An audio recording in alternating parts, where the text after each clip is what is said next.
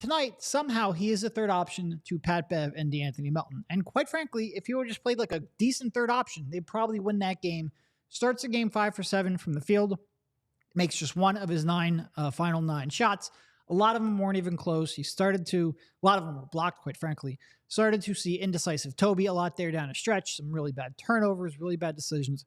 He cost them a game that, look, I think for much of this game, I didn't entirely know how to react because on the one hand, they had no business being in that game. Like Boston came into that game with an 8-0 record and a plus 19.7 net rating up in Boston at home. The Sixers, without Maxey, without Embiid, 60 points, adding Batum. What's Batum averaging? Maybe 7 or 8. I don't even know what he's averaging. Yeah, less than 10 points a game. Losing 68 points in your starting lineup, including really of the only 3 that can really pass on a team. You don't expect them to succeed. That being said, you got literally a career night from Patrick Beverley. He tied his career high with 27 points, also added in 8 rebounds, 7 assists. It has to be the first time since like junior high school that Patrick Beverley was ISO hunting. And he was doing this against a good team. Like he was drawing big men out and just draining step back threes. When you get that kind of performance, you have a chance to steal one in Boston, a chance to go up 2-1 in the series lead. And for Tobias to come up small, it was really, really frustrating. I did not expect to be frustrated tonight, but here I am. I mean, it was so bad from Tobias that I have people tweeting at me saying, was he shaving points out there? Was he actively sabotaging the team? And you actually had to think for like 2 seconds to be like, could it have been that bad? Honestly, like watching him out the play that killed me the most was there was probably, I want to say like 4 minutes left, less than 5 minutes left. A very close game. Every possession matters down the stretch. And this is a microcosm of Tobias Harris's entire career. He's above the break and he gets stuck between doing 2 different things. He's thinking, should I pick up my dribble and pass the ball? Should I hold my dribble in case I need it to do something else? Instead, he does fucking neither. And he gets called for a double dribble because Tobias is not capable of thinking in advance before doing something. It's so mechanical that he tries to do 2 things at once and fails at both of them at the same time. And where you end up with is they have a winnable game. To your point, Derek, a winnable game that we didn't think was even going to be close. We're joking about, we're going to be talking about Ninja Turtles or Blade Runner or video games or some ridiculous shit on this show. Patrick Beverley plays his ass off. De'Anthony Melton fouls out. These guys are still cobbling together a passable basketball team. You could have taken any non-Korkmaz player on the roster that was available tonight, put him in Harris's spot, and they would have been better simply because he wouldn't have been on the floor. That is how bad he was. He wasn't just like, oh, he missed a few shots. He actively harmed their chances to win. Yeah. And that's the guy making $40 fucking million. Like, again, we're not pocket watchers here. He makes what he makes. We judge these guys based on what they contribute to the team, to the game, and on the floor. We don't need to get into like playing fake GM or anything like that. But that guy being your 3rd most important player by virtue of the amount of money that he makes, you are hamstrung in big moments because he is as important to this team as he is. Yeah. And look, I think we've both been giving Tobias his praise for his early season performance. We like the mentality he came out with. The contract is what it is. You can obsess over it, but it's not going to change. At this point, you keep him until you have a trade that makes sense. That being said, his last couple of games have been awful. Really, the last week or 2 have been bad. Today was as bad as we have seen from him in a long, long time. And that includes playoff performances where he has traditionally struggled.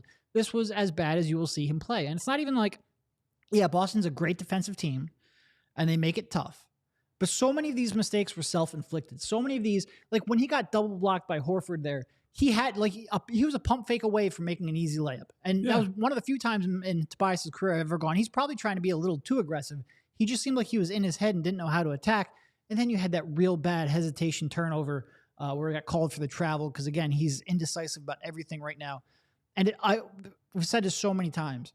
Yes, the Sixers need Tobias Harris to be aggressive for him to be successful, but Tobias Harris will be aggressive when he's successful. And the moment he hits adversity, it's just every second guess in the world comes into his brain and brings out the worst version of him. Dude, he played so bad in that second half that coming out of that game, I mean, there are so many guys that I think can hold their heads high and be like, man, that guy was awesome in that game. Pat Bev, literally like career best game as a scorer, carries the offense for stretches of that game. Mo Bamba, Derek, who you and I have killed many times on this podcast, stock down, shouldn't play, maybe shouldn't be on the roster anymore, gives them some really good second half minutes. Yep. Robert Covington gets to the free throw line seven different times, scores 18 points. That is not a typical Robert Covington game. Now has a crucial turnover in the final few minutes, but overperforms what we're expecting. Paul Reed, 6 of 7 from the floor, hits a 3, got the start, made a difference with rim rolling gravity and all kinds of other stuff, rim protection, doing big man things that they didn't have in these games where Marcus Morris starts at center. And all I can think about is what a bullshit performance that is from Tobias Harris. Like, it just drives me crazy that guy who's, we credit him as like the leader and the pulse of the team half the time, and he deserves that credit for what he does in the locker room and yada yada. You got to fucking do something on the court, man. Like, I know it's just like, he is who he is right by now, and it shouldn't make me mad anymore. I shouldn't be this frustrated that like this guy that I've seen this movie 100 times is showing the same thing, but I'm still somehow all these years later just mad watching that nonsense. I am trying to find out who said this in the chat, but somebody pointed out that it's been 144 games since Tobias scored 30 points. Brandon Savish in the chat. I went back and looked it up. Can you guess the last time he hit 30 points? No. It is February 2022, almost 2 full years ago, which is pretty wild for, again, a guy who makes $45 million. And I've tried very hard because I think for the first couple of years of Tobias's contract, I was hyper-focused on it. It was hard to get past. He was getting in the way of what you want to do team building. At some point, you just kind of accepted it.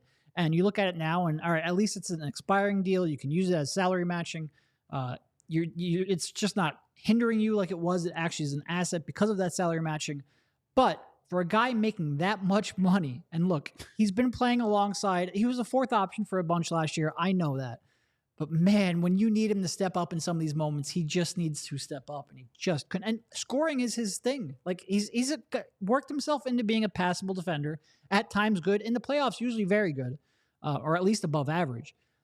You need him to score, and you need him to take threes. How many threes did he end up with? 3-point attempts. Not many. I feel like it was one. And he one made 3-point attempt, the 4 turnovers. He can't do that. There were 3-point shots open. The Sixers. That's after taking 2 the other night, and we were pissed off about him for that. This is a game where they had even less guys available to play. Nick Batum didn't play. Tyrese Maxey didn't play. And a team in Boston who every time you put the ball on the deck, they're going to really dig down and try to strip it out of your hands. And he just hesitate. It drives the 3-point shot drives me insane. 1 attempt on a night where the Sixers got up 35. You need more from Tobias. You just need more. And like, the thing that's really baffling about all of it, this is a game where there's literally no pressure on you or the team. Pat Bev comes out and he's playing as free as could possibly be, taking runners and floaters and step back threes, and just like, look, this is house money, man. And that's how you come into a game like this. That's how you win games like this. That guys come in and they're just like, well, fuck it. Like, it doesn't really matter if we lose this game. Nobody's going to kill us for this.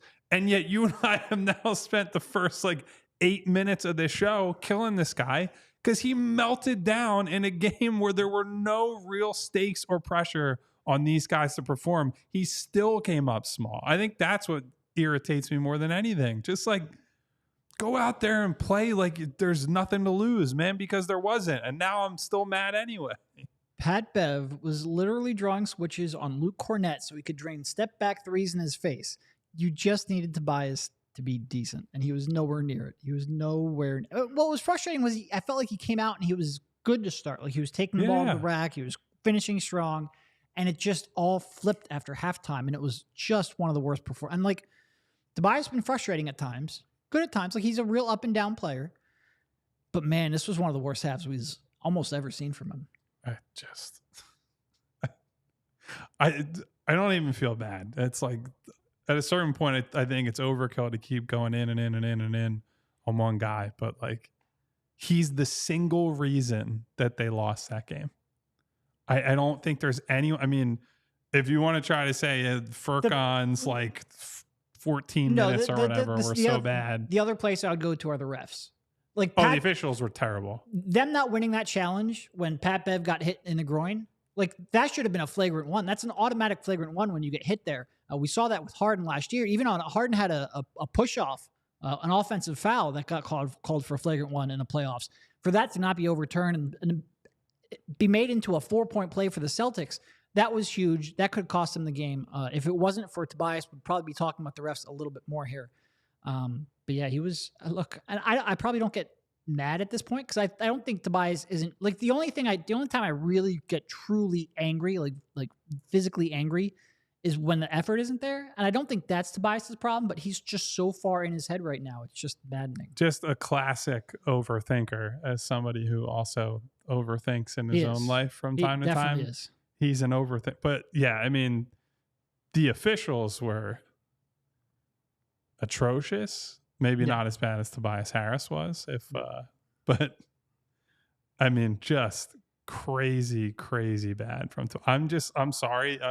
You're gonna have to like pull me out of this Tobias rant mode because otherwise I'll be stuck on this for the next half hour, and I mean, can't possibly talk about how bad he was for that long. We podcast so much, like we don't have to get to everything in this game. If you want to go for a 45-minute straight rant, it gets gratuitous at a certain point.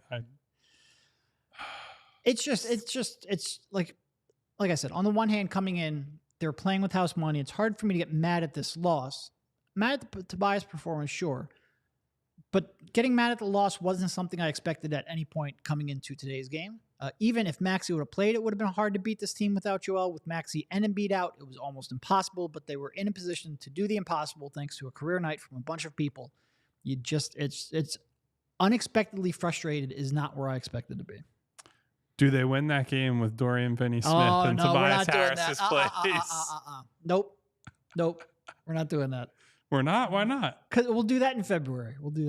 Listen, I'm just saying Dorian Finney-Smith I'm just saying we can't lead with Dorian Finney-Smith 2 shows in a row. We can't do it. I'm just saying because he was a recent topic and there were a lot of people in the comments like, no, they don't need him. He's not helpful. It's like, well, might have been more helpful than that guy. Yeah. I mean, it was a look. All right. I'm sure after this next break, we will get, not there yet, but we will get into some of the things that maybe made us happy watching the game, some of the good performances, surprisingly good performances. It's hard not to focus on that because you just need, and it really goes into the pure Tobias experience where, like, the moment something goes wrong, you lose faith in him. And again, I think he was real good for the first 8 or 9 games. He has hit a rough patch, and I'm sure at some point he's going to make all of his threes again, and he might even take a couple. And he will play good basketball and find his spots, and we'll go, all right, he's actually kind of useful here. And no, he's not worth his contract, but hard to get too mad at him. But right now, when he's in these down spots, it's incredibly frustrating. Derek, you got to pull me off the ledge on this one. Not off the ledge, just like I'm going to go home and I'll be mostly fine. But I don't know, man. It's just. Honestly, I'm surprised that Tobias can get this kind of emotional reaction from us because I feel like you and I have just sort of I said, we've seen this movie before. It's not and like this we've been at this for so long. We're like, you know what the contract is. Try to move on from it. You know who Tobias is as a player. You know about the ups and downs. You know that when he's confident, he's going to look good. When he's not confident, he's going to drive you completely insane. So for him to have this performance where we're this frustrated and spending the first 15 minutes of a show where the Sixers as a team overperformed on Tobias Harris, it was one of the more disappointing performances you can see from a player who has not lived up to his contract at any point. And again, I've never really held it against him that he signed that contract. That was Elton Brand's mistake. Tobias Harris was never a $40+ million a year player. He's never been an all-star. He's always been a legitimate starter and a good player, but never a great player, never great at anything. He's just sort of like a guy. I remember one of my, at The Athletic, I think at one point I called Tobias Harris just a guy, and my editor's like, do you want to soften that down a bit? I'm like, no, he's kind of just a guy. He's a useful guy, sure, but he's not anything that is a centerpiece. For him to get that contract, I mostly blame Elton Brand. I don't blame him for signing it, but my God, when you have a chance to win a game, like, just be competent. I said some meaner stuff. I believe when they lost in the bubble, I called him a mid-level player making a max-level deal contract or something along those lines. It will be fascinating what he gets for his next contract. He'll get more than a mid-level, I'm pretty confident. even though mid-levels are really, really high right now. But he's nowhere near 45 million. Anyway, we'll have future Derek, shows on that. Do you know who I would like to sign a max level deal with? Our next partner, AG1, the daily foundational nutrition supplement that supports whole body health. I drink it basically every day at this point. I gave AG1 a try because, as I say about Derek and I every time, we're in here eating all kinds of horrible stuff at night between candy. Derek's always got a big thing of soda alongside him that we keep talking about trying to break that habit. And I need something to replenish my vitamins, get me going in the morning, and make sure that I'm offsetting some of the poorer health choices that I make. And since I started adding some AG1 to my morning routine about a month ago now, I can feel a noticeable difference in my energy in the mornings. And that's when I tend to struggle the most as a night owl. AG1 replaces your multivitamin, probiotic, and more in one simple drinkable habit. And it helps you build your health foundation first. When you take AG1 every day, you're starting a micro habit with macro benefits, and you're doing it in the simplest way possible. At a cost of less than $3 a day, your body can't afford not to have AG1. So if a comprehensive solution is what you need from your supplement routine, then try AG1 and get a free 1-year supply of vitamin D and 5 free AG1 travel packs with your first purchase. Go to drinkag1.com/PHLY Sixers. That's drinkag1.com/PHLY Sixers. Check it out today. We also want to tell you about our favorite recovery beverage, chocolate milk, brought to you by Pennsylvania dairy farmers and Team Chocolate Milk. I think it's going to be my post-show beverage of choice today. I might need something a little stronger than chocolate milk, but tomorrow when I try to get outside, get a little activity in, chocolate milk is what I will turn to. There you go. Athletes have known about the power of chocolate milk as a refuel and recovery beverage for a long time. Chocolate milk provides high-quality protein for muscle repair, electrolytes for hydration, and calcium for strong bones. That's why studies consistently show that chocolate milk is an ideal sports recovery beverage. Whether you're recovering after a workout at the gym, a run around Boathouse Row, or a bike ride on a Schuylkill Trail, chocolate milk is an ideal post-workout beverage. Taking care of your body doesn't end when the clock hits zero on your workout routine. Give your body what it needs to properly recover. What could be better than a scientifically proven recovery beverage made right here in Pennsylvania that also tastes great?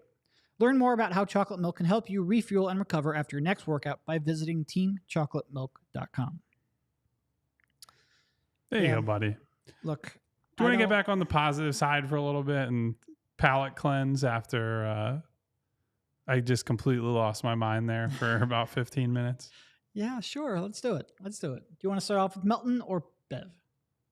I think we got to start with Pat Bev. Yeah. I just, look, I have killed him or him by extension a lot this year where I've said, please, God, get another ball handler for this team. Mm-hmm. Whether it's Tyus Jones, there's the obligatory mention, DeLon Wright, Jordan Clarkson, who can't play in the playoffs, but whatever. Whatever you need to do to get a ball handler on the team, because I have not been a believer in what they've shown with the bench offense, and more specifically with Pat Bev running the show.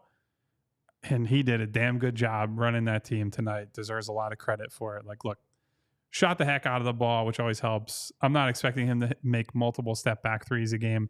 Not expecting him to make a three a game, let alone multiple step back threes. The first 3 weeks of the season, he couldn't get the ball to the rim. He could not physically get the ball deep enough to even really attempt a viable three. What do you start off, like 3 for 22 from three? It was like very bad. It was bad enough that you and I were like, why is this guy playing on some days? And then, look, beyond that, though, I think he did a really good job of using the shot to set up everything else he did. I thought there were a few times where I actually compared it in the recap I did for all PHLY to loading up a trebuchet, because there were a couple times where the ball comes out to him and it's just like the slowest up fake ever, but he drew somebody out, and the second he got the guy overcommitted to the closeout, Pat put the ball on the floor, got to his spot, and either took a little mid-ranger, a runner, a floater, or he found somebody else after the defense collapsed, and they end up getting a pretty good shot out of it. I mean, he hit Mo Bamba for a couple of trail threes in the second half. I thought that was good show of his quote unquote point guard skills. Really very little to complain about for him as the guy who was thrust into a much bigger role than you and I probably both think he should be playing on a night-to-night basis. That was as good as he can possibly play offensively, I think. I never want to see Pat Bev handling the ball that much again. Never. Not a single time for the rest of the season. Certainly not beyond this season. No, that was as good as he could have possibly done against what is a tough matchup for somebody trying to, overextend himself offensively. He made those threes. He used that, like you said, to get into the paint. He made some pretty tough finishes that shocked the hell out of me. And then he did that set up to drive and kick. He did pretty much everything you could hope for, with the exception of maybe that late foul on Holiday where he came in from behind to try to block the shot. Not a shot that you necessarily want to commit a foul on. Outside of that, he was almost flawless. Again, this is a role that if there was any player you looked at and you said, boy, you don't really want to try to ramp him up offensively, Pat Beverley is it. And if there was any opponent where you really say that, this is probably the opponent. This was a tough matchup for him. And I was stunned. Like, he made some of those step back threes and you're just like hitting the desk. Like, you can't believe it. It was you and I were whooping and hollering. It was just incredible. And again, that's what makes this a tough loss, because you had a chance to steal it, because Patrick Beverley and De'Anthony Melton put you in a spot to steal a game against a team that, look, I expect Boston to win more games. I don't think the tiebreaker is really going to matter, but you never know. Crazy shit could happen. Certainly you expect the Sixers to be in the top 3 or 4 in the East, even with their recent struggles. Tiebreakers matter. Seeding matters, and this was a chance to take a 2-1 lead in the season series. And Patrick Beverley is, I don't want to say certainly he was not the only reason, because I think outside of Tobias, pretty much everyone played well, and Furkan. But he was a primary reason to put you in a unexpected spot. Yeah, one thing I've come to appreciate Derek, the more that we've watched him night to night, for a little guy, he sure rebounds hard and goes after, chases rebounds hard. And I think some of that, other guys have talked about it, that it's a mandate from Nick Nurse that they're a bad rebounding team last year, and he wants them to chase offensive rebounds. I actually think our good buddy, Jerome Weitzman, wrote a story on Tyrese Maxey and some of the positive changes the Sixers have undergone this year that he published either today or yesterday, brought up that. And I think Pat embodies that. I think Pat, every time there's a rebound that's up for grabs, very similar to Jaden Springer in this way, where they just throw their body at it. Now, Jaden has a lot more athleticism to offer than Pat at this stage of his career. But at any stage of his career. At any stage of his career. But I enjoy that part of it, because that is something that, like,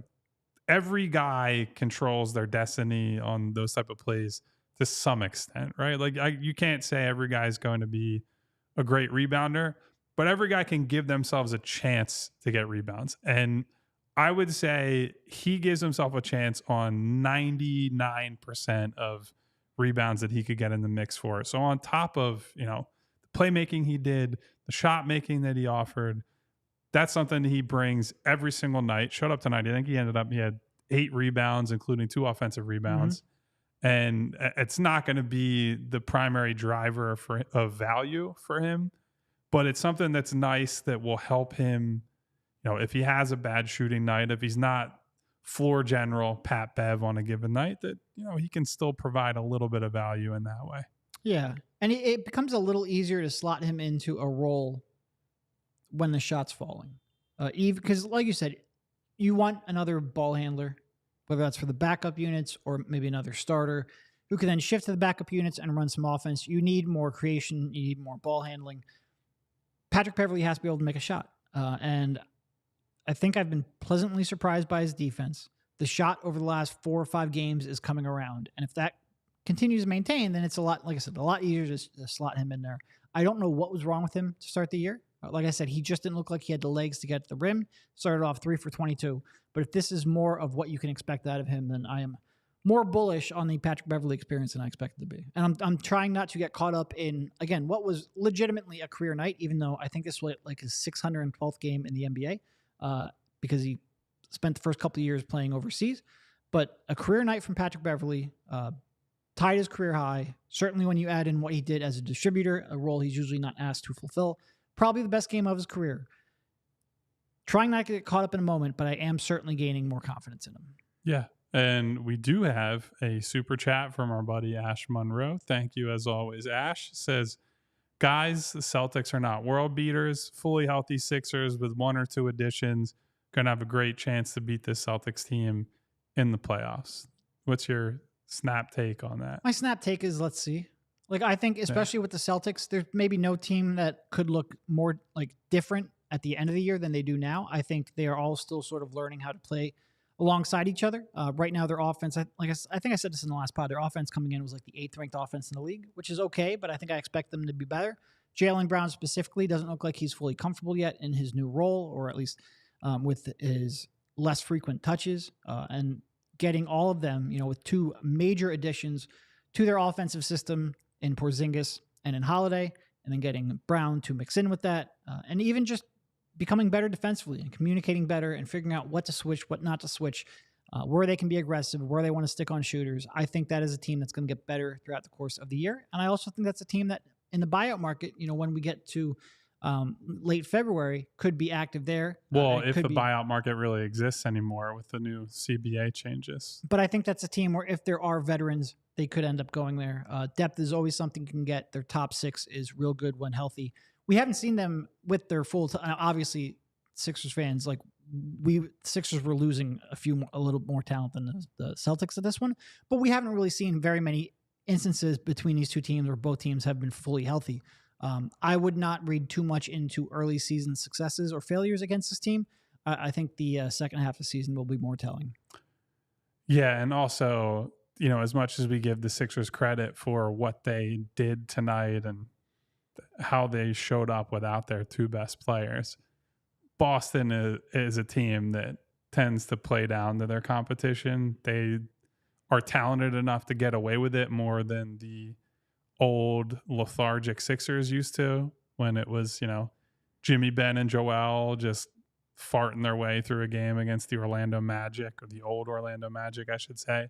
Boston does that pretty constantly and has done that for most of Tatum and Brown's time together, especially over the last few years. So I don't read super hard into a game like this for them. Right. I think it's more a positive reflection of the Sixers guys. They didn't take this opportunity for granted. Guys stepped up that were in bigger roles, but I don't think it tells us a whole lot about the Sixers Celtics matchup as a whole. The previous 2 games, I think the first one that the Sixers outplayed them in showed a lot. Yep. But game after that, Brown's out, Porzingis is out. This game, no Joel, no Maxey. Like, in the playoffs, if the Sixers are down guys, they're going to get waxed by this team. And if they're at full strength, we still don't know. We don't even know what the final version of the Sixers team is going to look like yet. So we're a long ways off from worrying about any of that. Yep. No, look, it's I think you're 100% correct. That was a great game. It was, outside of Tobias, it was a fun game to watch, unexpectedly exciting, unexpectedly close.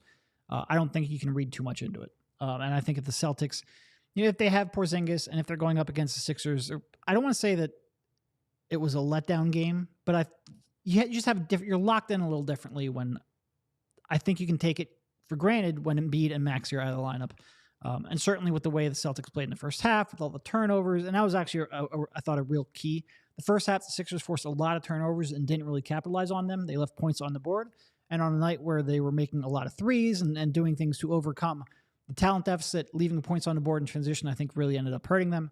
But I think you probably see a different Celtics team too. And this Celtics team I just don't think that they're 100% on the same page. And to still be, 15-4, perfect 9-0 at home. Yeah, they might be squeaking out wins over the Sixers, but I think they're going to be a different team in May and June.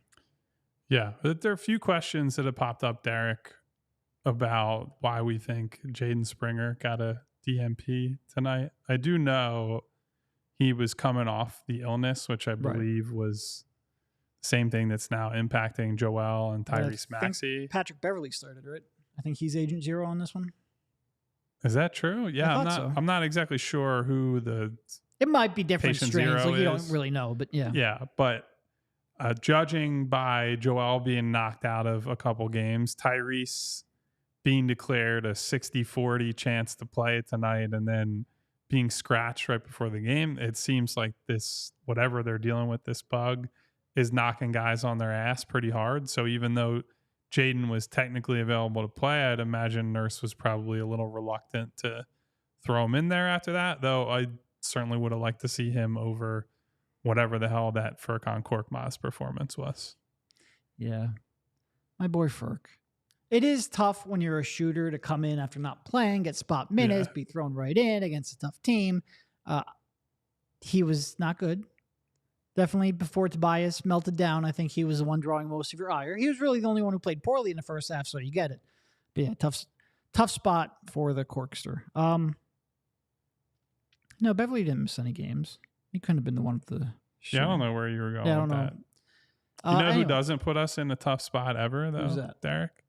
Our good friends at Game Time. Because buying tickets to your favorite events shouldn't be stressful, and Game Time is the fast and easy way to buy tickets for any event that you can think of.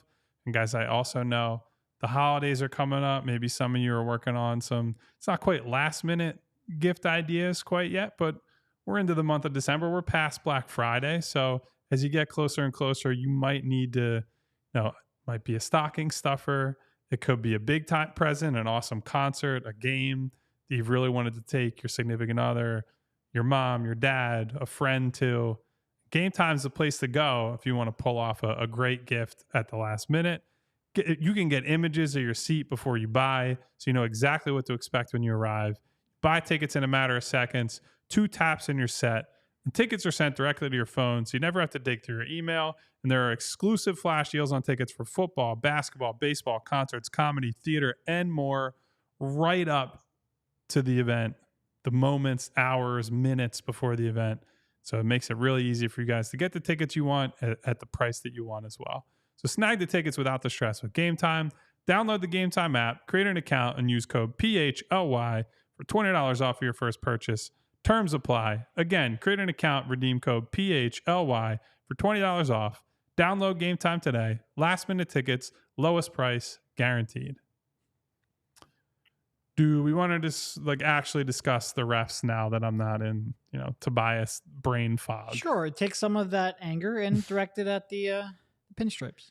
Just some absolutely horrific decisions. I mean, I don't know if you mentioned it when you brought it up the first time, Derek, but that phantom 6th foul on De'Anthony Melton was a horrible one. There was that big 4-point swing that you mentioned on the challenge that Nick Nurse lost, that not only was it a big point swing, it cost you your only challenge that you probably would have been able to use later and honestly, successfully overturn a second play. I feel like challenges don't surprise me often because I feel like a lot of them are close. Yeah. That one blew my mind. When they started reviewing that one, I'm like, there's no way that's not overturned.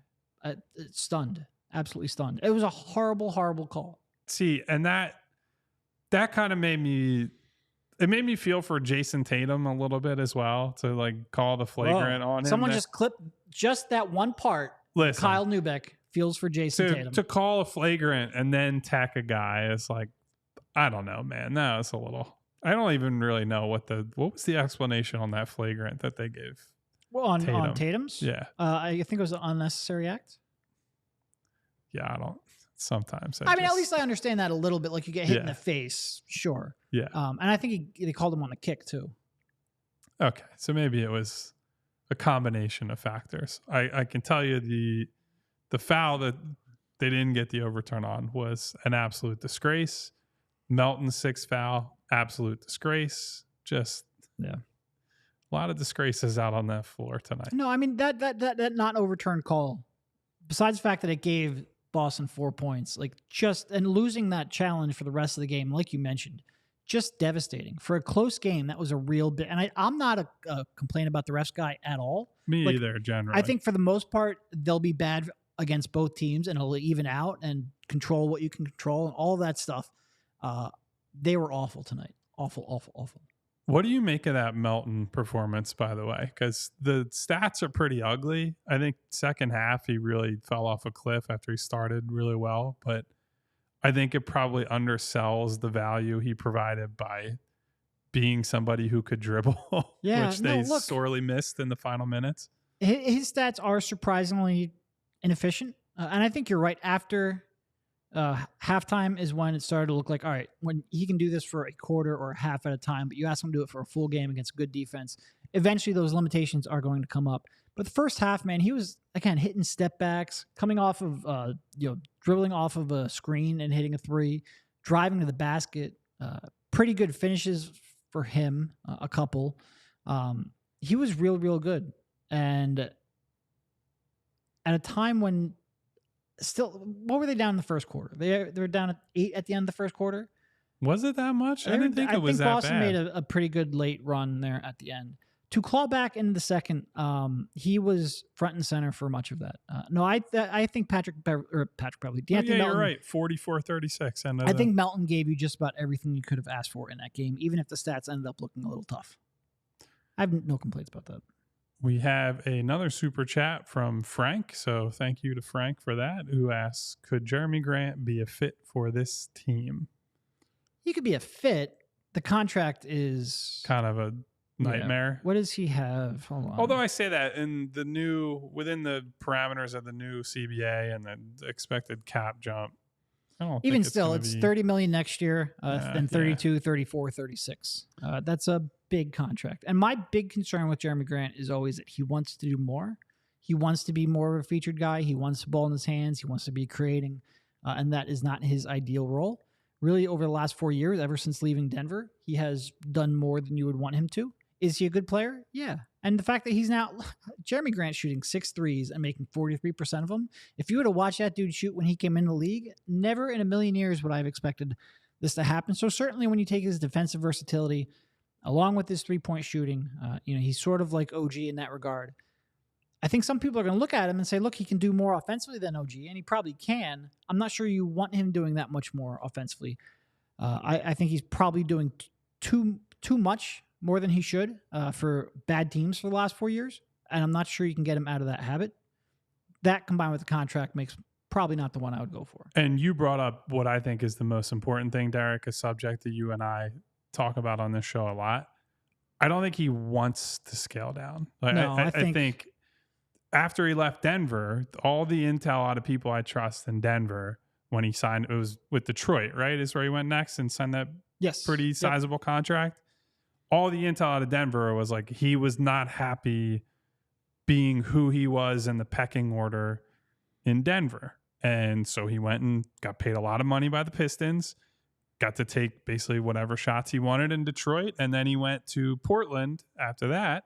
And that was where there was kind of a void for him to step into, where they hadn't had a real wing/forward to play with Dame and his entire tenure there. And he got a pretty sizable role. And now he's basically, if he's not the featured guy, he's certainly one of the top 2 on that team just by virtue of the contract and his seniority. And I don't know that he wants to go back to being like a third, fourth option. Have a negative assist turnover guy be a 20-point per game scorer. Like, you need to have some kind of creation out of there. You need to have good decision making out of there. It's just not the role he should be in, but I think it's the role he wants to be in. And look, if he came here, he wouldn't be. How many attempts is he having per game right now? 17 shots per game. He would never have that in a team alongside Embiid and Maxey, obviously. But I think he would want more than he probably should. That being said, like, would he help? Yeah, he'd help. Certainly, you slot him in as a 4, ask him to shoot 40% from 3 and defend. He can do all of that. It's just with the contract and what he wants, I think he'd want more than that. Yeah. We have another super chat from G. Lee. Thank you to G. Lee, who says, guys, what's a more reasonable Malcolm Brogdon or Alex Caruso? I think it's pretty clearly Brogdon. Now, it's pretty clearly more reasonable because he's got money coming to him after this year. He's got health concerns. He's also on they're both horrible teams this year, I guess. But I think Caruso is going to have bidders all over the league, where maybe the pool of suitors for Brogdon is smaller. But I tend to think that neither is going to be as cheap as you would want them to be if you're the Sixers. I'd agree with that. And Caruso, I mean, that would be malpractice if the Bulls don't trade Caruso. Like, they have to trade Caruso over the last couple of months. They have to trade all those guys, frankly. Caruso will probably be the easiest, and that's part of the problem. He's on the best contract. There's more teams that will want him because he does fit pretty much anywhere. I think the market will be stronger than you would expect for Alex Caruso.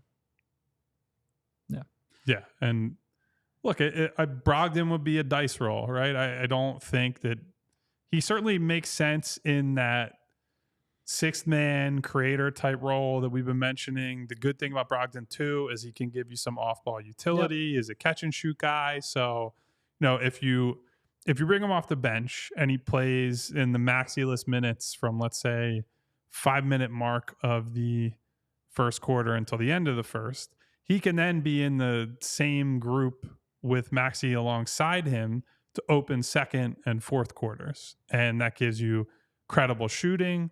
You have secondary creation, guy that can beat closeouts, make good decisions, do all that. Like, as an on-court fit, at least on offense, I'm not a big fan of his defensively, to say the least. Offensively, he makes a lot of sense, but he's had all kinds of health issues over the years. It's a big reason why he's not a member of the LA Clippers today, because they red flagged a thing in his physical when that trade was being considered. And he's had red flags in his physical dating back to the draft. Yes. Like, it's always been there. So you're rolling the dice on that. And then what is he owed next year? I'm going to look while we do the podcast, but I'm pretty sure. We do have David in the chat bringing up a good point. No more ex-Celtics. I feel like that's probably not he's not wrong in saying I'm with that. you, David. Yeah. Malcolm Brogdon's making $22.5 million next year. That's the number one reason they will not trade for him. That's just not happening. Yeah, again, this is sort of like what we're talking about with Dorian Finney-Smith. Tell me what else happens at the deadline. If they get another significant addition, and maybe it's a bigger forward type significant addition, you go, all right, we're not going to be players in free agency now. That the other player we acquired is making too much money. Maybe then you go, all right, we'll get Brogdon to finish this out. But it's dependent on what other moves are out there. And that's sort of the problem with a lot of what we're talking about now in terms of additions. A lot of it depends on, well, what's your best option? What other trade candidates are there? Does it make sense to pursue them, or should you wait until the summer? If you do pursue someone else, and what's a secondary move? I think Brogdon would probably be a secondary move. He's not going to solve your problem right now. Do you think if they combined those moves, Caruso and Brogdon, that could potentially be enough? It's a good point. We got Austin Krell. I hate giving Austin credit, but he is in chat and he brings up a good point. Is that a Neubeck hat, sort of like Nick Nurse? No, it's a Nantucket. Okay. We should put a K there so you can have your own. No, why would I do that? We're not doing that. You skipped over Scott G's comment, said Kyle's prediction for the Grizzlies would miss the playoffs is aging really well. I mean, I think we both trying to hate on me for my Nantucket hat, but no credit for my brilliant Memphis Grizzlies prediction for this trying season. to make a Nick Nurse hat joke. That's all I was really doing. I think we both had our off the wall predictions. I think have both aged pretty well so far. A lot of season left though. Yeah, I mean, not having a Kyle Neubeck victory tour. I was going to make a off-color reference to Pulp Fiction, a quote from Winston Wolfe, but gotta be careful. I say we won't pat each other on the back just yet. Instead, do you think Austin Krell knows Pulp Fiction? There's no chance, right? Actually, one of the only things that Austin Krell has good takes on is movies. He's a big movie guy. Okay. Him and I can't say that he's seen Pulp Fiction for sure, but I believe that he. That's a good point. He's seen a pretty wide scope of movies. He disappoints you in most things, most takes, food especially, but movies he is better than. And by the way, I want to say this on the pod because it came up the other day in the media room. For anyone in the chat who knows Austin, I want you to make fun of him for this. This is technically encouraging bullying. I don't know if we'll get reported for this. This is all his fault because he hangs out in the chat. We were in the media room the other day, and somehow the childhood cartoons came up. And Austin genuinely asked, he said, is SpongeBob considered a cartoon?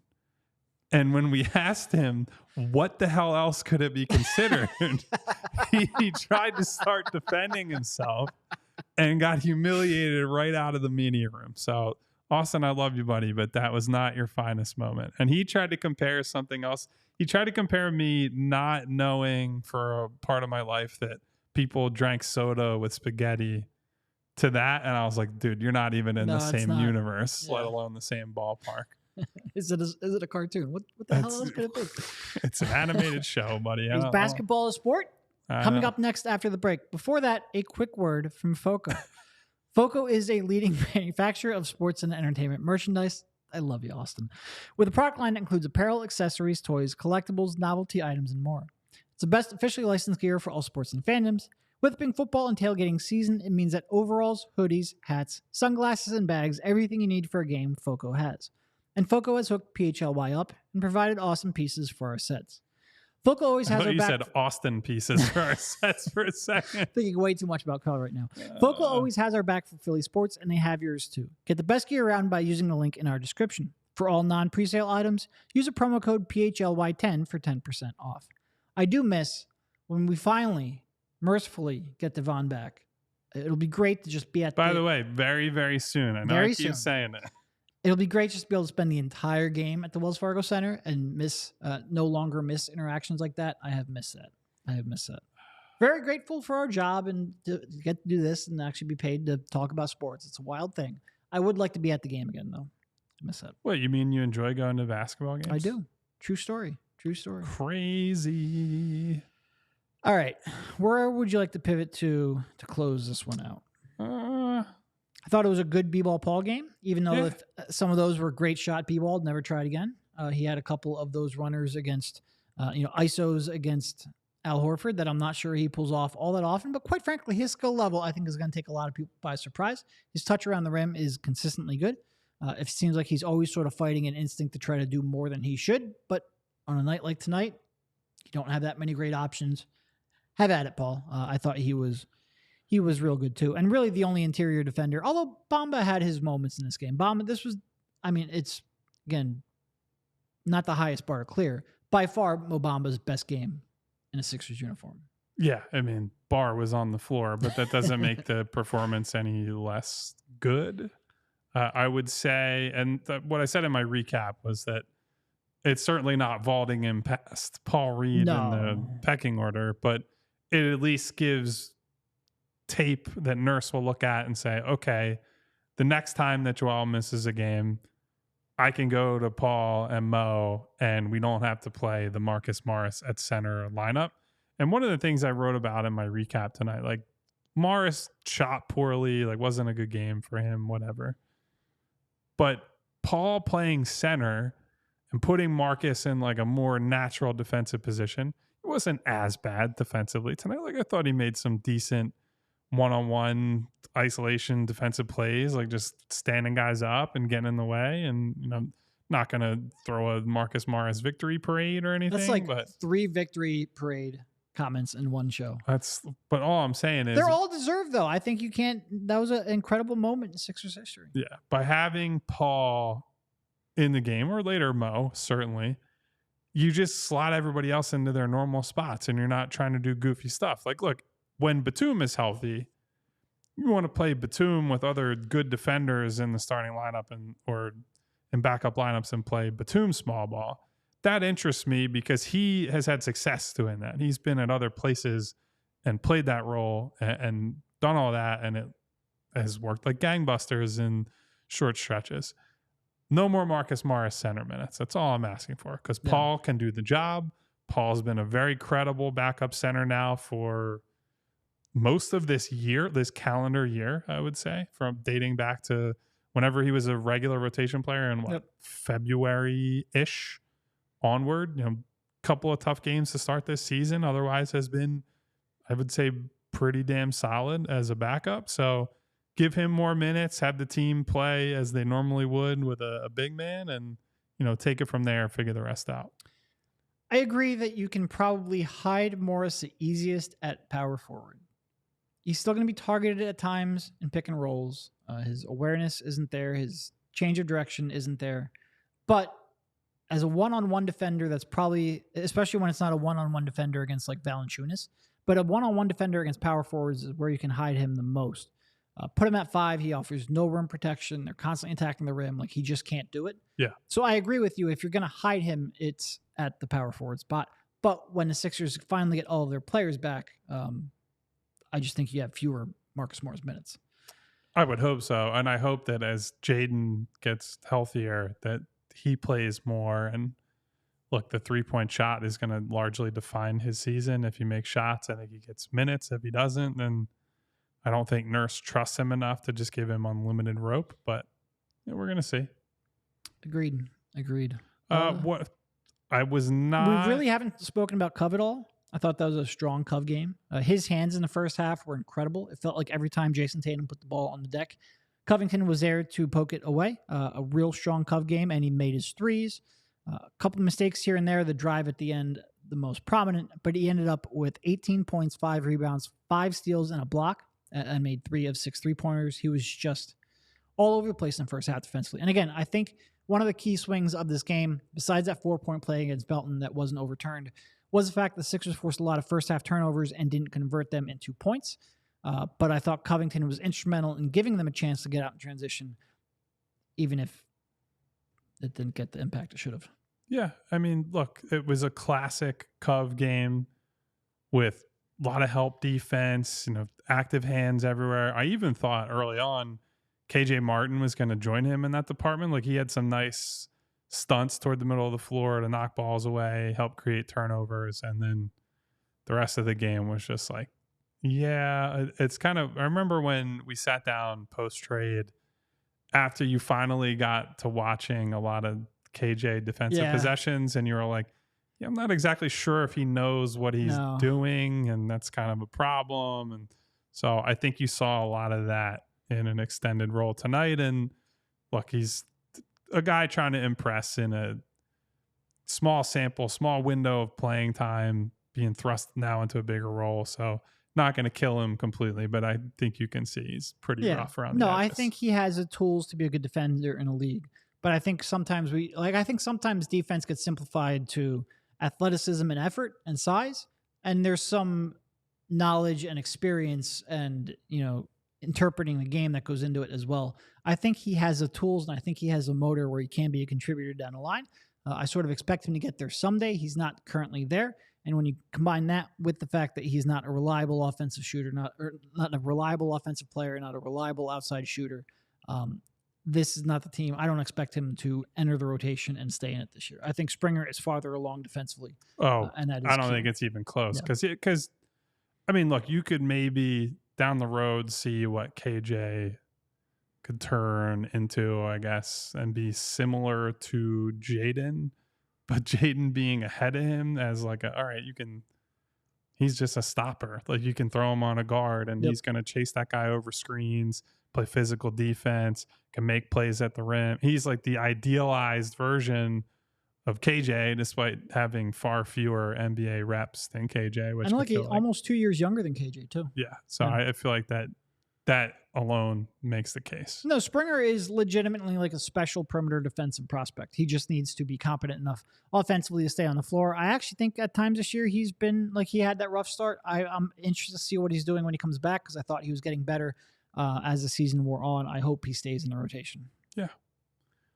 Do we have anything else that you would like to get to, Derek, before we get out of here? Any questions from the chat? I have not been monitoring the chat as much as I should. I see there is some Hayward versus Tobias debate. I think ultimately, if you trade for Hayward, you're probably not even including Tobias. So I'm not sure that debate needs to happen. I don't think it would take all that much to get Hayward at this stage of his career, but I have mentioned him as a possible target. Not a primary trade deadline acquisition, but a secondary. Yeah. Certainly, I think he's a guy who can still contribute. Derek, and actually, you know what? This is maybe an off-show topic, but I think that might be either an article for the two of us or a show that we do one day about guys that we would consider primary targets versus secondary targets for the Sixers, because I think that's for sure. It's a very important. I mean, we got on that line of thinking with Dorian Finney-Smith on Thursday's show, but I think there's a big distinction between, right, this guy's the needle mover, that if they get this guy, that's a signal they're going all in. And there's other players that are like, they would have to be accompanied by a bigger move to consider making it. Yeah, he's not like, and Hayward came out like gangbusters to start the year. He's really struggled here over the last couple of weeks. Now, granted, Charlotte stinks. He'd probably be better on a team like the Sixers, where you have actual guys with gravity, actual real shot creators and difference makers.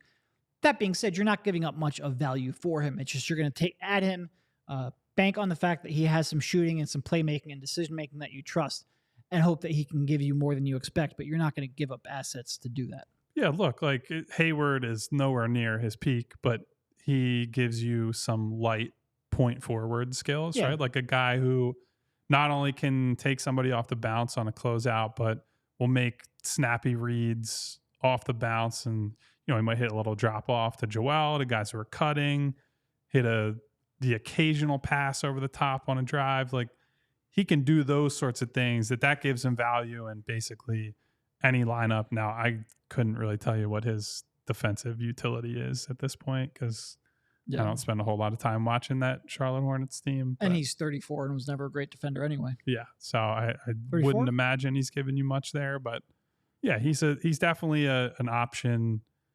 But 33. If that's the biggest player they come away with at the deadline, I think that's that'd be a big disappointment. Yep, I agree.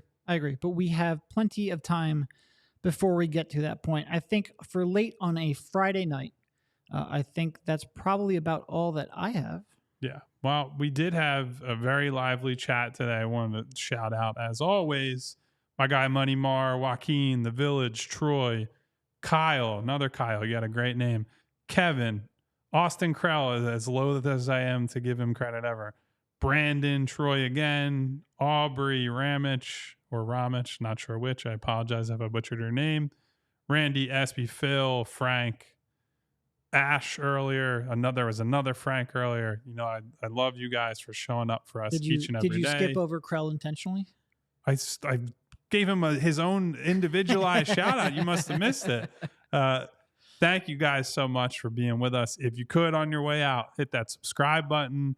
If you hit the bell icon, you will get notifications whenever we go live or whenever our wonderful coworkers go live. So that'd be awesome.